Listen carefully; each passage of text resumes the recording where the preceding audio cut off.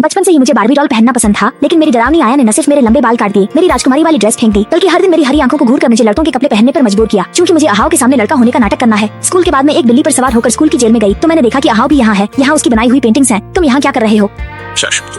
तुमने हमें देख लिया। अहाव ने तुरंत मेरा हाथ पकड़ा और हम भागने लगे। हम एक छोटी सी गली में छिप गए। उसने मुझे अपनी मजबूत बाहों में जकड़ लिया। मेरा चेहरा शर्म से लाल हो गया। मुझे अहाव के दिल की धड़कन सुनाई दे रही थी। शायद हम बहुत करीब थे। उसकी सांसों की गर्माहट से मेरा चेहरा और भी लाल हो गया। मैं लगभग चिल्ला ही पड़ी थी। शुक्र है, इससे पहले की बात और बिगड़ती। तुम लोग चले गए।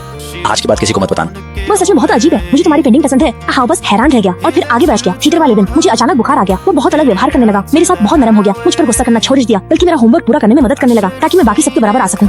मेरा पहला इम्तिहान बहुत अच्छा रहा, लेकिन न जाने कहां से एक गेंद मेरी तरफ आई। उसने तुरंत एक हाथ से गेंद पकड़ी और दूसरे से मेरी कमर। मैं शर्म से गड़ गई। अगले हफ्ते हाई स्कूल की विदाई पार्टी है और वह मुझे साथ ले जाने की जिद कर रहा है। मैंने उसे मना कर दिया पर वह पीछे ही पड़ गया। तो मेरे पास हाँ कहने के अलावा कोई चारा नहीं था। प्लीज मान जाओ। ठीक है, सच में मैं इसे देखने के लिए और इंतजार नहीं कर सकती। क्या मुझे सच में इसे पहनना होगा? अगर सेरीना ने मुझे देख लिया तो कोई बात नहीं, वो पक्का पार्टी में नहीं आएगी। मैंने सुंदर कपड़े पहने और हॉल में गई, अपनी हरी आंखों को सजाया और माँ का दिया हुआ हार पहना। मैं बहुत प्यारी लग रही थी। तभी मैंने देखा कि अहाव मेरी तरफ आ रहा है। तुम तो एक लड़की हो, मुझे पता ही नहीं चला। मैं तुम्हें डांस के लिए इनवाइट करना चाहता हूँ। अमाओ मेरा है। अमाओ देखो मिशन, तुम्हें एक हैंडसम लड़के से मिलवाती हूँ। तुम उसे घुमाने ले जाओ। वाह, ये बहुत हैंडसम है। हम केक और आइसक्रीम खाने जा रहे हैं। तुम क्या खाना चाहोगे? अहाव ने धीरे से मुझे वॉल्ट्स नचाया। वह किसी परिकथा के राजकुमार जैसा लग रहा था। जब मेरा हाथ उसके कंधे पर था तो मेरा दिल जोरों से धड़क रहा था, लेकिन संगीत अचानक रॉक में बदल गया। हम खींचे चले गए, फिर हाथ पकड़कर आंखें ढककर सीधे बाहर की ओर दौड़ गए। सच तो ये है कि मैं लड़का नहीं बनना चाहती। तभी मैंने उसे बताने का फैसला किया कि मैं असल में एक डरपोक राजकुमारी हूँ जिसे लड़कियों की तरह पाला गया है। काफी सोचने के बाद सब कुछ बताकर मुझे बहुत अच्छा लगा। अहाव एक बहुत अच्छा श्रोता है। अचानक उसने 4 रंगों वाली चौक निकाली और मुझ पर चित्र बनाने लगा। काश ये पल हमेशा के लिए रुक जाता। फिर उसका चेहरा गंभीर हो गया। वह पहले जैसा ठंडा नहीं बल्कि कोमलता से भरा हुआ था।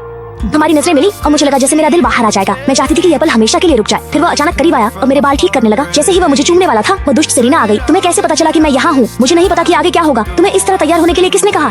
तुम मेरी माँ नहीं हो। मेरे साथ ऐसा क्यों कर रही हो? तुम्हें पता है तुम अपनी जान जोखिम में डाल रही हो।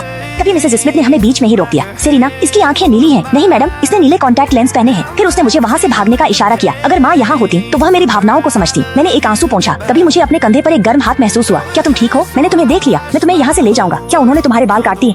ये और छोटा क्यों होता जा रहा है? मैं ठीक हूँ सच में। मेरे पास एक नीले रंग का हार है जो मेरे पापा ने मुझे दिया था। यह भी मुझे मेरे पापा ने ही दिया था। बस मुझे ये नहीं पता कि वे कौन है। कितनी अजीब बात है, शायद हमारे पापा एक ही हैं। लिली मजाक कर रही है, लेकिन सेरीना ने मिसेस स्मिथ से मेरी नीली आंखों के बारे में क्यों छुपाया? इसलिए मैं तुरंत सेरीना के पास गई। उसने मुझे सबसे चौंकाने वाली बात बताई। लिली के पिता जो यहाँ के माली हैं, असल में मेरे पिता हैं। उन्होंने माँ को बहकाया था। वे पहले यहाँ माली थे। मिसेस स्मिथ को पता चला तो उन्होंने उन दोनों को घर से निकाल दिया।